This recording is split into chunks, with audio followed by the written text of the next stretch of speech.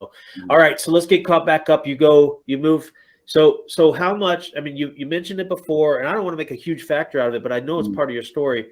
You're on Long Island, and you're the only person of color that you pretty much know, not many. And then you mentioned that you're the only maybe one of two in your school when you get to West Virginia. Does race play into your story at all? It doesn't. Surprisingly, it doesn't. It's funny because I remember it now, and it wasn't a big deal, but at the time it was like, oh my God, do we offend you? So I'm in West Virginia, I'm in and not further south, I'm in northern part of West Virginia, which is pretty liberal, and this is when before I joined the football team and stuff like that.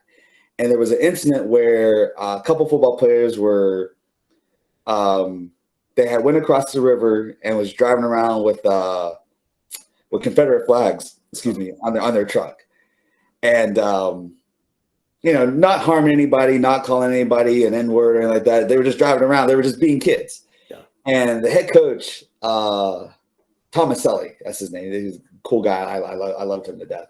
He was a cool dude. He came up to me. He was like, "Hey, are you okay? Are you offended?" And I'm like, "For what?"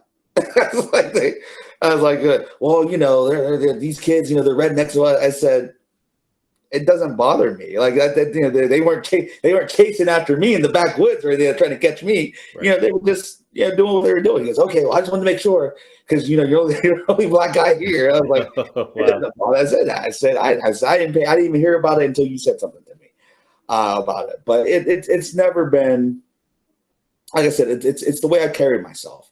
My mom, and I mention her a lot because she was my world. She actually passed away this past November. Oh.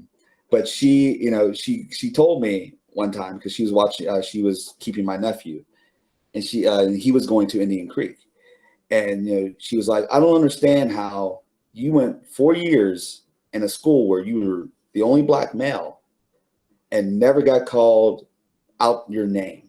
No one ever called you, a nigger or anything like that. But yet your nephew, who is mixed, went to Indian Creek and got called every other name under the book. Huh. So it doesn't make any sense to me. And I said, well, you told me. It's the way I carried myself. I demanded respect. It didn't matter who was from or anything like that. I carried myself to kind of don't try me, and then, and it also too did kind of help too that everybody knew our last name and knew my brothers and everything like that. So it was like, if you say something stupid to him, guess who you're going to deal with? You're dealing with, his brothers. So, yeah, it was just, it never played a factor with me. And I can say that I'm very fortunate because I've known people like my nephew or like other people that I've talked to who, that's played a factor in their life. But with me, again, it's just been the way I carried. And no one has said anything to my face, at least, maybe behind my back, but to my face, never.